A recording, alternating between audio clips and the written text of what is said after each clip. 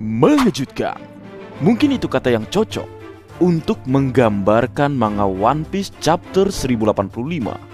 Karena banyak hal-hal penting sekaligus mengejutkan yang kita lihat pada chapter kali ini. One Piece chapter 1085 diberi judul Kematian Nefertari Cobra. Judul chapter 1085 merujuk kepada proses kematian Raja Nefertari Cobra yang dibunuh oleh penguasa tertinggi pemerintah dunia, yaitu Im Sama. Sebelum memulai dongeng, puisi untuk kalian semua. Cerita dimulai di tanah suci Marizoa, di hadapan singgasana Raja Dunia. Raja Cobra mencari cerita sebenarnya dari Ratu Lili, Kerajaan Arabasta. Sejarah abad yang menghilang dari dunia dibicarakan oleh sesosok pria atau mungkin juga wanita yang disebut dengan nama Im Sama, sang penguasa Marizoa yang sebenarnya. Baik, chapter 1085 dimulai dengan menampilkan sebuah cover request dengan judul Franky memberikan semangat untuk para bayi penyu atau tukik yang baru menetas dan berjalan menuju lautan. Sebuah cover request dari pembaca bernama Ringo Yama. Pada cover request kali ini terdapat hal yang cukup menarik. Pada papan kayu milik Franky, pada papan tersebut terdapat sebuah panah dengan tulisan Departure yang artinya keberangkatan. Yang menariknya, panah tersebut seolah menggambarkan isi chapter di mana memperlihatkan serangan panah milik Im Sama ketika nama D disebutkan. Kata Departure juga diawali dengan huruf D. Apakah ini ada keterkaitannya dengan marga D? Menarik kita tunggu bersama kebenaran yang akan diungkap oleh Sensei di masa depan. Masuk ke dalam cerita chapter 1085, melanjutkan adegan chapter sebelumnya di sebuah ruangan Kastil Pangea, daerah Tanah Suci Marizoa. Halaman pertama menampilkan Raja Nefertari Cobra terkejut sekaligus tidak percaya setelah melihat sosok pemimpin tertinggi pemerintah dunia dengan mata kepalanya sendiri. Raja Cobra pun mengatakan ini tidak mungkin seseorang diperbolehkan duduk di atas sana. Seharusnya dunia tidak bisa digerakkan oleh keinginan satu orang. Dalam keadaan kesakitan, Raja Cobra bertanya kepada Im Sama, "Siapa kau sebenarnya?" Im Sama pun menjawab, "Ada dua hal yang ingin Imu." Imu ini yang merujuk kepada diri Im Sama sendiri, didiskusikan denganmu, dan satu hal yang Imu tanyakan pada Cobra. Setelah Im Sama berbicara, Raja Cobra pun menyadari sesuatu. Raja Cobra mengatakan, "Aku pernah mengenal nama Imu sebelumnya, dan aku yakin kalau ini bukan hanya kebetulan. Di antara salah satu dari 20 pendiri juga memiliki nama itu." Lalu Im Sama pun berbicara kepada Raja Cobra, "Kalau tidak usah mencari tahu, rasa penasaran seperti itu sama sekali tidak sopan. Pertanyaan itu tidak akan mendapatkan jawabannya. Tapi apa yang ingin kau ketahui akan terungkap, Cobra, mengenai D mengacu pada musuh yang pernah kita lawan di masa lalu. Pada saat ini, nama itu semakin sering didengar, tetapi itu tidak berarti mereka yang memiliki nama itu bahkan tidak mengetahui arti sesungguhnya dari nama D. Akan tetapi, semua itu karena kesalahan besar Ratu Lili 800 tahun yang lalu. Kesalahan yang sama juga dilakukan oleh para peneliti yang ingin tahu tentang abad kekosongan." Raja Cobra pun sekali lagi bertanya dalam keadaan ketakutan, sehingga dia mengeluarkan keringat dingin ketika berbicara dengan Im Sama. Raja Cobra pun mengatakan, "Kesalahan apa?" Lalu panel manga memperlihatkan Im Sama berbicara dengan background phoneglyph yang tersebar di seluruh dunia. Im Sama menjelaskan, tanpa kesalahan itu tidak akan ada bajak laut yang mengejar phoneglyph untuk mencari harta karun. Jika bukan kesalahan Ratu Lili, peninggalan yang menjengkelkan itu tidak akan tersebar ke seluruh dunia. Tersebarnya phoneglyph itu adalah hal yang terburuk untuk kami. Jadi seseorang mungkin bertanya, apakah itu benar-benar sebuah kesalahan, atau mungkin itu memang bagian dari suatu rencana yang besar. Sebelum berlanjut, Marga Anime ingin membahas fakta menarik tentang pembicaraan Im Sama yang sebelumnya mengatakan jika Poneglyph tersebar di seluruh dunia karena ulah Ratu Lili. Seperti yang dijelaskan Kinemon pada Ask Ju, kalau Poneglyph dibuat oleh orang-orang Wano Kuni 800 tahun lalu. Dan faktanya, penyebaran Poneglyph justru disebabkan oleh Ratu Lili, bukan orang Wano itu sendiri. Itu artinya Wano Kuni dan Arabasta memang memiliki hubungan khusus 800 tahun yang lalu. Itulah yang menjadi alasan kenapa Poneglyph di Arabasta berbicara tentang letak senjata Pluton yang mengarah ke negeri Wano Kuni. Namun kira-kira bagaimana Ratu Lili bisa menyebarkan Poneglyph ke seluruh dunia? Di sini Marga Anime berspekulasi jika Ratu Lili adalah sosok yang menggunakan kekuatan Nikyu no Mi dulunya. Kekuatan yang dimiliki Kuma. Dia menggunakan kekuatan tersebut untuk menyebarkan Poneglyph ke seluruh dunia, karena itu adalah satu-satunya cara untuk menyebarkan root Poneglyph. Hal ini diperkuat dengan buku yang dipegang oleh Bartholomew Kuma. Pada cover buku tersebut terdapat seorang wanita dengan wajah yang mirip dengan Ibu Vivi yang juga merupakan keturunan langsung keluarga Nefertari. Ini seperti foreshadow yang diberikan Oda Sensei kepada para pembaca. Menarik untuk ditunggu apa yang akan terjadi selanjutnya. Berlanjut, di saat Im Sama berbicara, Funnel memperlihatkan para Gorosei mengeluarkan senjata mereka. Di sini diketahui, selain Gorosei botak yang menggunakan katana, 4 Gorosei lainnya ternyata juga memiliki senjata. 3 diantaranya adalah sebuah pistol, dan Gorosei Saturn menggunakan sebuah senjata berupa tongkat.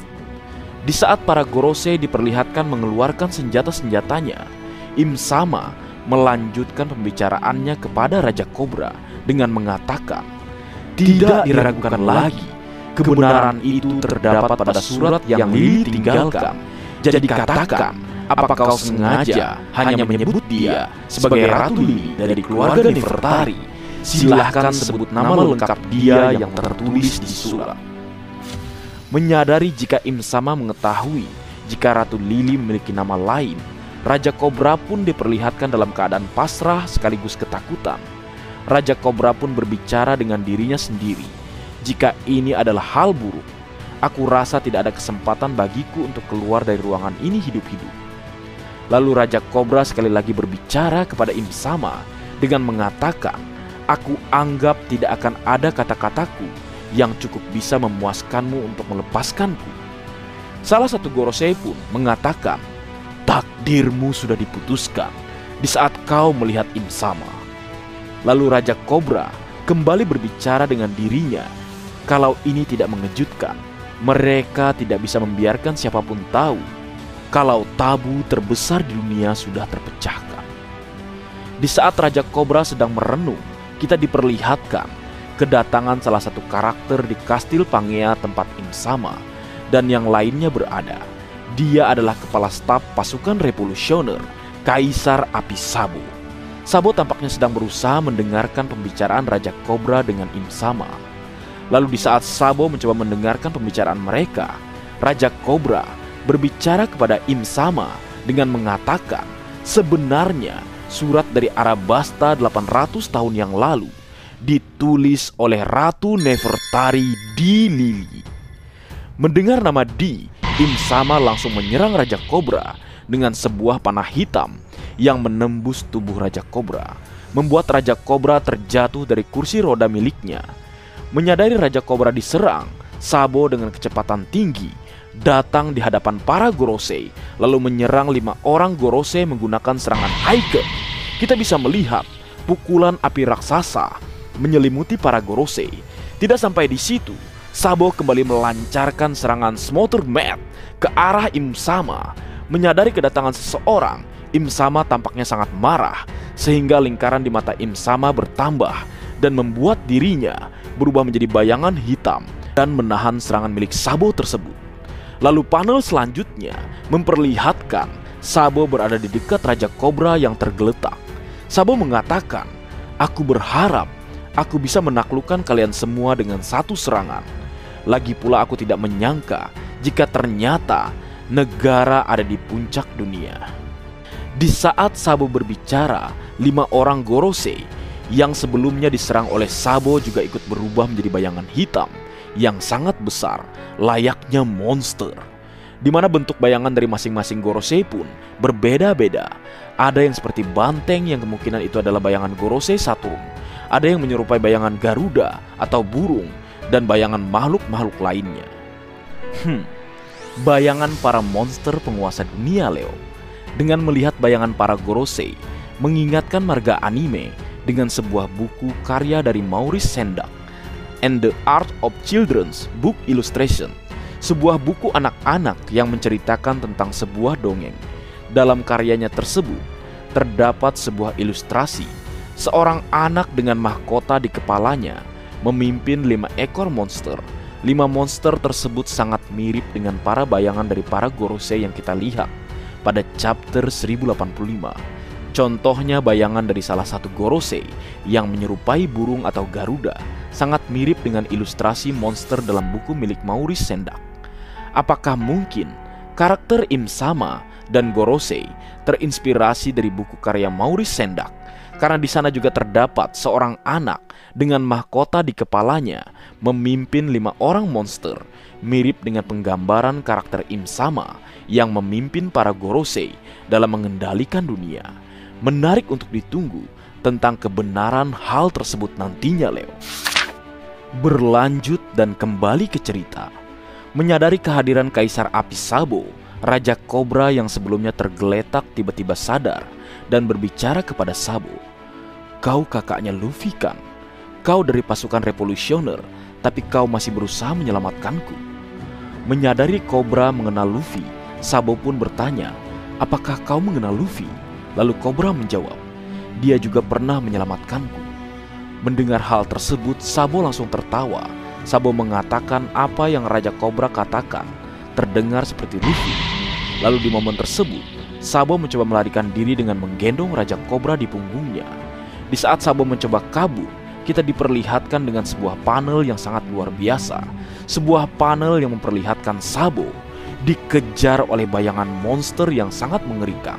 Salah satu bayangan tersebut adalah bayangan Im Sama yang jauh lebih besar dibandingkan milik Gorosei. Berlanjut, di saat Sabo berusaha membawa Raja Kobra kabur, Raja Kobra mengatakan kepada Sabo untuk meninggalkannya karena dia hanya menjadi beban bagi Sabo. Tapi Sabo mengatakan dia tidak akan melakukan hal tersebut. Mendengar hal tersebut, Raja Kobra pun berbicara kepada Sabo tentang suatu hal. Raja Kobra mengatakan, "Ada satu hal yang baru aku mengerti, dan jika kau mati di sini, itu akan menjadi masalah, karena aku perlu kau untuk mengirimkan pesan ini untuk Luffy dan Vivi." Lalu Sabo bertanya, "Apakah ingin aku memberitahu mereka sesuatu?"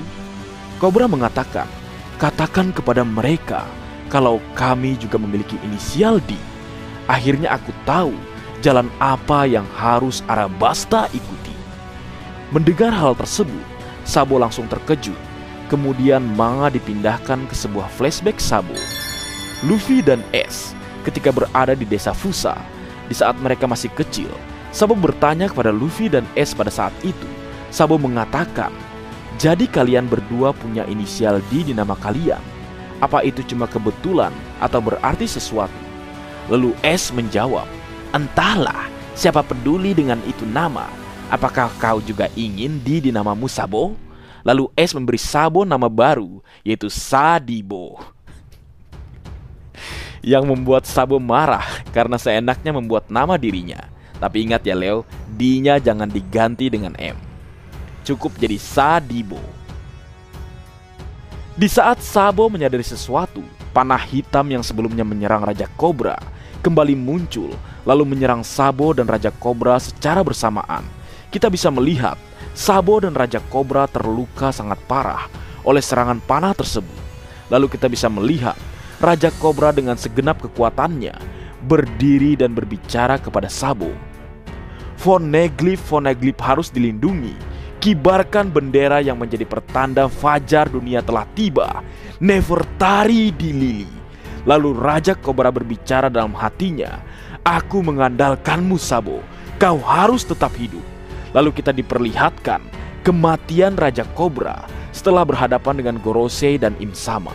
Sebuah kematian yang paling menyentuh, di mana kata-kata terakhir Raja Kobra adalah isi dari surat milik Ratu Nefertari di Lili. Itu artinya surat Lili 800 tahun lalu yang diturunkan secara turun-temurun. Itu tentang tanda fajar dunia telah tiba, di mana Ratu Lili meminta poneglyph di seluruh dunia harus dilindungi. Itu sebabnya Raja Kobra rela berjuang untuk melindungi poneglyph yang tersimpan di Arabasta, karena itu adalah pesan langsung dari keluarga Nefertari dari kerajaan Arabasta. Sebelum berlanjut, Marga Anime ingin membahas suatu hal tentang fajar dunia atau Dawn of the World, sebuah kata yang selalu berhubungan dengan nama di mana klan Kozuki atau suku Ming hingga Yamato percaya jika para penyandang adalah sosok yang akan membawa fajar dunia. Ini persis dengan dialog Fedro di Ars Wolcake Island. Dia mengatakan kapten tercinta kita, Monkey D. Luffy, adalah orang yang ditunggu dari ratusan tahun oleh keluarga Kozuki, karena Luffy adalah sosok yang membawa fajar bagi dunia. Dari beberapa pernyataan tersebut dan ditampilkan Im Sama dengan sosok bayangan, membuat Marga Anime berpikir jika Luffy atau D melambangkan fajar dunia. Fajar dunia diartikan sebagai hari di mana cahaya kemerah-merahan nampak di langit sebelah timur menjelang matahari terbit. Biasanya ditandai dengan cahaya terang, identik dengan doa dan harapan. Ini masuk akal di mana dunia 800 tahun ini ditutupi oleh bayangan atau kegelapan, dalam artinya di bawah kekuasaan Im Sama. Hingga pada akhirnya ada sosok yang akan membawa dunia terbebas dari bayangan atau kegelapan, sehingga orang-orang menyebut dirinya sebagai fajar dunia, sesuai dengan Luffy yang saat ini menyandang sebagai Yonko, dan juga terbangkitkannya kekuatan buah iblisnya sebagai Sangat Nika. Joy Boy terlahir kembali, Warrior of Liberation, pejuang pembawa kebebasan. Mantap.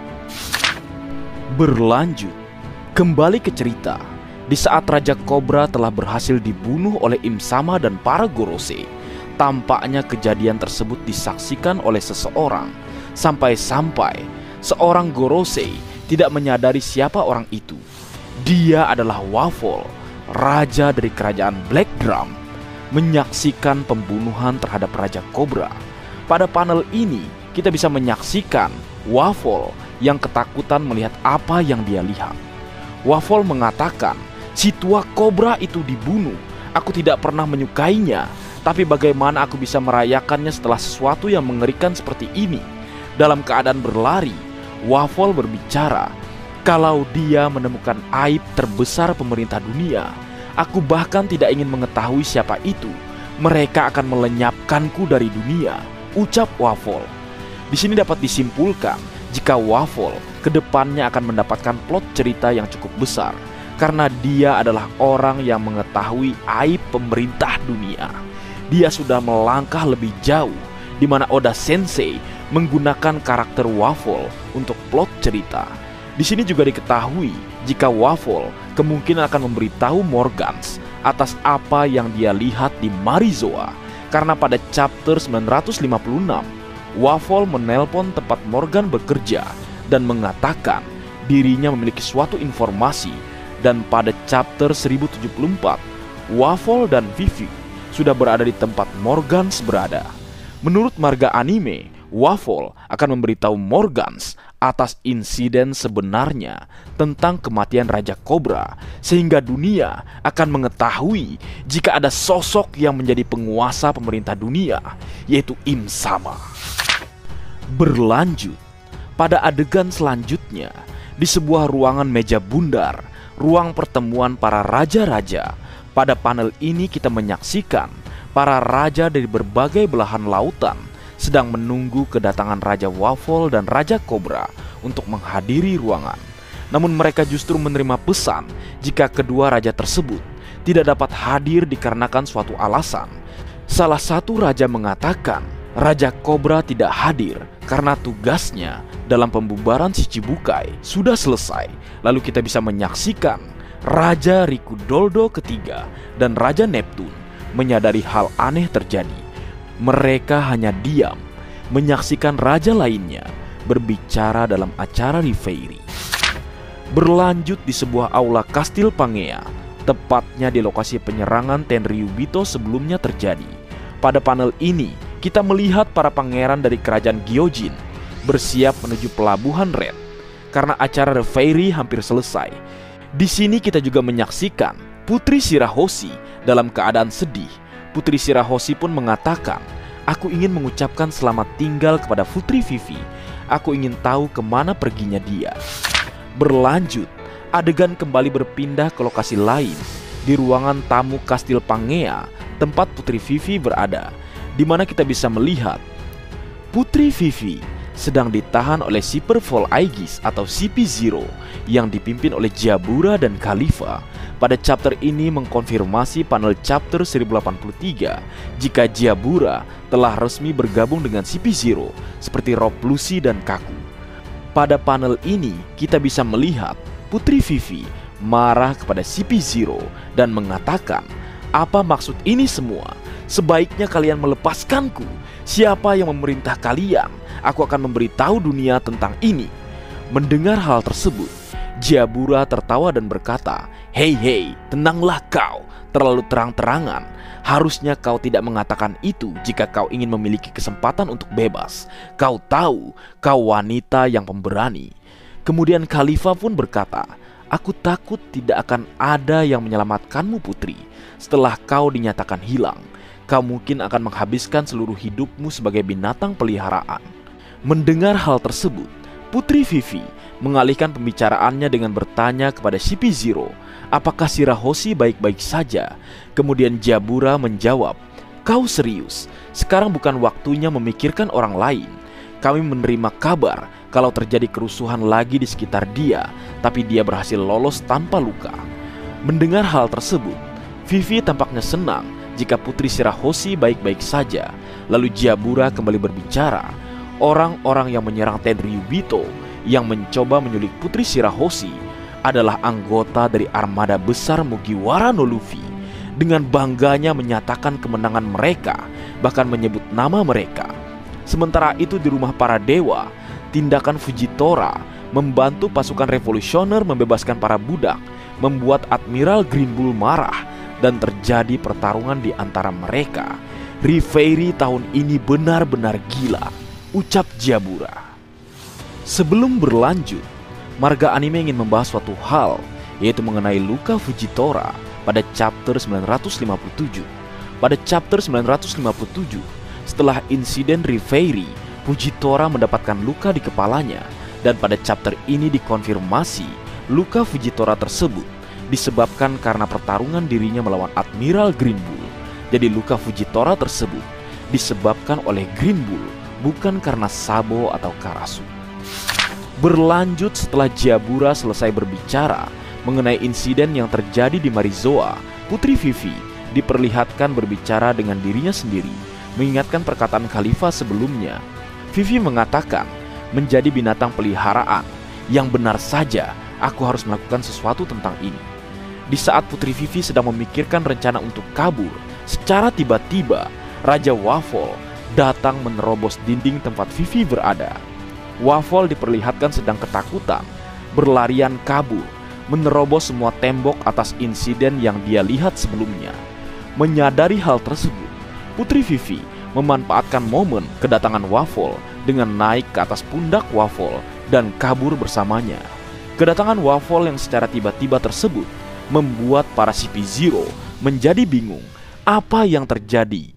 Kita bisa melihat Blueno bertanya kepada Jabura, "Apa itu tadi?" Lalu Jabura menjawab, "Aku rasa itu adalah Raja Waffle." Karena kebingungan tersebut, mereka baru menyadari kalau Putri Vivi telah kabur bersama Raja Waffle. Lalu adegan berpindah di luar ruangan, di mana Cinderella bertemu dengan Waffle dan mengatakan, Aku sudah mencarimu, darling. Dari mana saja kau sebenarnya? Dan siapa wanita muda yang bersamamu itu?" Namun Waffle tampaknya menghiraukan hal tersebut karena dia hanya berfokus untuk kabur dari Marizoa. Sehingga Vivi bertanya kepada Waffle, "Hei Waffle, sampai kapan kita akan terus berlari?" Lalu Waffle menjawab, "Sejauh apapun itu. Aku akan berlari ke ujung dunia kalau perlu," ucapnya. Lalu Putri Vivi membalasnya dengan mengatakan, "Kedengarannya bagus, ayo." Mendengar percakapan Waffle dan Vivi membuat kesalahpahaman terjadi di mana Cinderella berpikir jika Waffle dan Vivi adalah seorang pasangan. Cinderella menduga Vivi adalah selingkuhan Waffle, Leo. Chapter 1085 ditutup dengan adegan yang cukup menghibur dan lucu, di mana pada pertengahan chapter 1085 kita sudah disuguhkan dengan adegan-adegan yang luar biasa sekaligus mengejutkan tentang kekuatan Im Sama dan para Gorosei dan nama asli dari Nefertari di Lili. Dengan diperlihatkannya Putri Vivi dan Waffle pada chapter 1085 dan chapter 1074 membuat mereka berdua telah melangkah jauh untuk kepentingan cerita. Waffle yang dulunya hanya sebatas penjahat biasa dan raja biasa, justru saat ini memiliki peran penting untuk cerita di masa depan. Putri Vivi yang sebelumnya hanya disorot di Arabasta Saga, saat sekarang ini dia menjadi salah satu kunci di masa depan karena dia juga seorang berinisial D. Tidak sabar menunggu peran mereka berdua karena mereka dulunya adalah seorang musuh, namun sekarang mereka akan bersatu untuk sebuah alasan. Ngomong-ngomong Leo, tentang Im Sama, marga anime memiliki sebuah teori tentang kekuatan Im Sama yang diperlihatkan sebelumnya. Marga anime berspekulasi jika Im Sama adalah sosok yang memakan buah iblis Hito Hitonomi, model Umibozu. Karena dari penampilan dan wujud bayangan milik Im Sama sangat mirip dengan Umibozu. Umibozu yaitu biksu laut, sebuah roh budaya Jepang yang hidup di lautan. Hal ini diperkuat dengan dua alasan. Yang pertama yaitu pernyataan Dr. Vega Fang kalau buah iblis dibenci oleh lautan. Itulah kenapa para pengguna buah iblis tidak bisa berenang. Hal tersebut didasari kalau Im Sama adalah penguasa seluruh lautan. Alasan kedua, pada chapter 490 juga pernah diperlihatkan 3 bayangan hitam raksasa muncul di lautan setelah Arch Trailer Bark selesai. Sebuah bayangan hitam yang mirip dengan penggambaran Im Sama dan Umibozu, sebuah makhluk raksasa hitam yang menguasai lautan. Menarik untuk ditunggu tentang kebenaran tersebut. Baiklah, sekian dulu dongeng kita pada kesempatan kali ini Leo. Semoga kalian terhibur dengan apa yang aku buat dalam kesempatan kali ini. Terakhir, jika ada kesalahan dalam pengucapan atau hal yang menurut kalian kurang pas atau kurang tepat, marga anime memohon maaf yang sebesar-besarnya. Sekian.